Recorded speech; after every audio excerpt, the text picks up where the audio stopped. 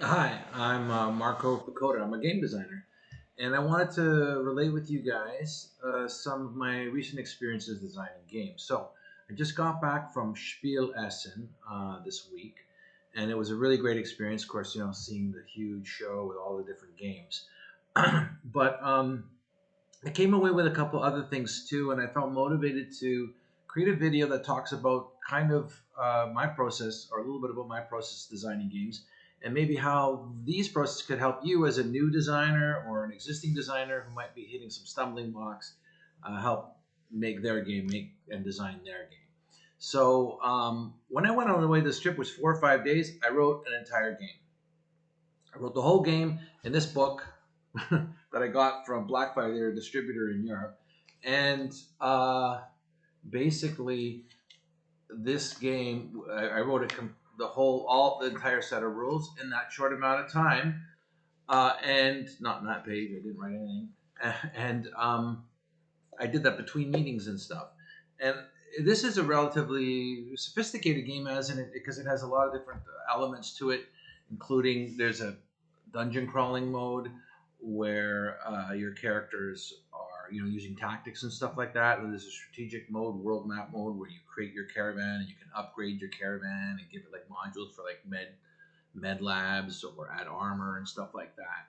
And then there's a storytelling mode whereby you're revealing certain details to the story and to the adventure and the campaign. So there was a lot to it. So I was very surprised with the progress I made, and it just kind of fell out of me at the time, and I don't know 100% why that happened, so I can't give you that answer.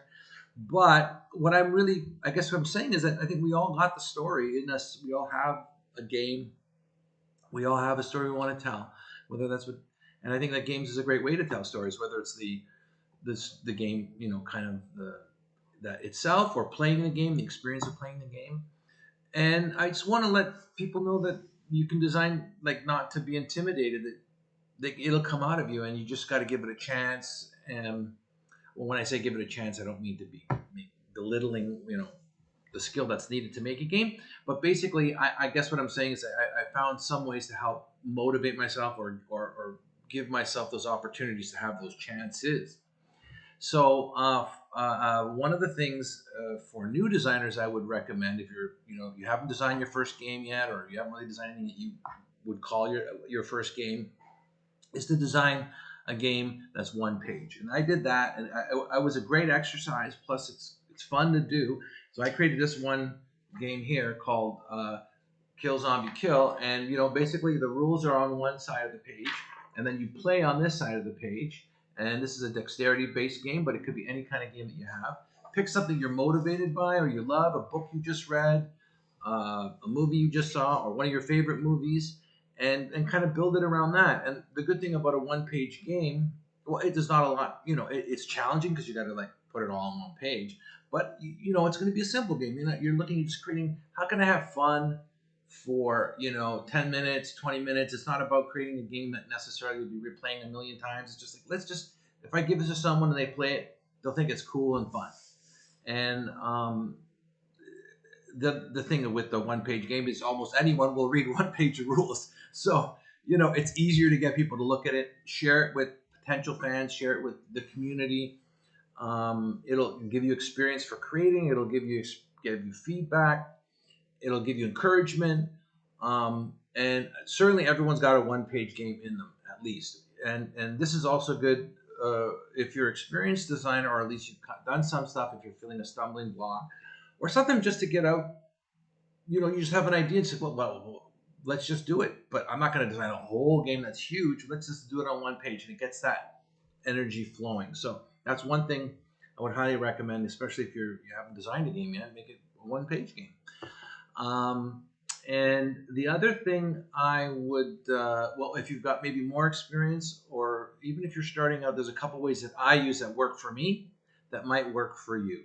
So one way I write my rules when I'm not sure where to start is I write them as if I'm teaching the game. So I have a basic concept of what the game is about thematically. I'm picking something I like. For me, is it World War II? Is it Vikings? Is it historical? For you, it could be, bird watching. It could be biology, whatever it is. Vampires. You like vampires? Do vampires? Whatever it is. But what I do is like I pretend, I write the rules as if I'm teaching the game. So it's like I've got a new player. What's the first thing in this game here? It's like you have to choose a hero. So write that down. You have 8 heroes. Choose a hero. You have 8 to choose from. Each has a different skills, right? And then kind of list the 8 heroes. Maybe a one-liner on what kind of skills that they're proficient with hand-to-hand combat, or medic, so has bonuses to healing. Like, it doesn't have to be the exact rule in the end. Just you just start. So then, boom, you write that down. Now you already got. Well, I got my characters that are going to be in this game. It's all written down. And then what's the next stage? Well, maybe it's laying out the map, or opening the laying out the board, the game board. So just write it down. I know it's simple. Like, open up the board and lay it flat in front of them, in between the 4 players, or however you want to do it. But just write it down. Little thing.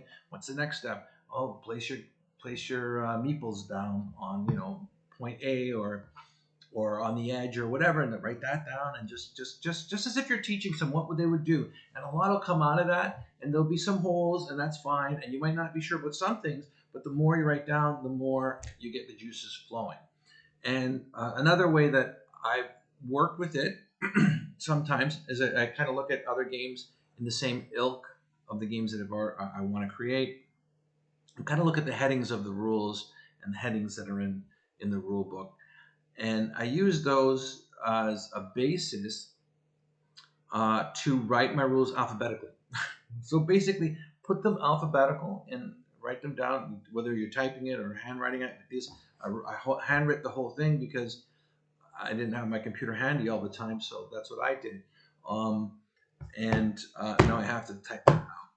But anyways, so yeah, just go ahead and alphabetically lay it out and make it work for you. Someone was knocking at the door, so I got disturbed. Sorry. So just, yeah, you're not going to hit them all. You'll miss some. You might not be sure about it, but write it as whatever you're feeling at the time for those things, and leave the holes if they're there. And you're going to come back to it. You're going to you're going to work it, but it's just it could be a way to get a bunch of information down for you and make things happen, like get things kind of started. So yeah, I hope that this kind of advice has been helpful for anyone who's interested in making games.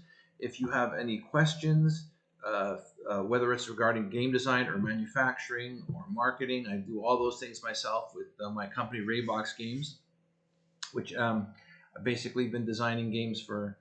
Well, I designed them for about 10 years, and then I took a 25-year break, and I'm designing them again in the last 3-4 years. So that's where I'm coming from.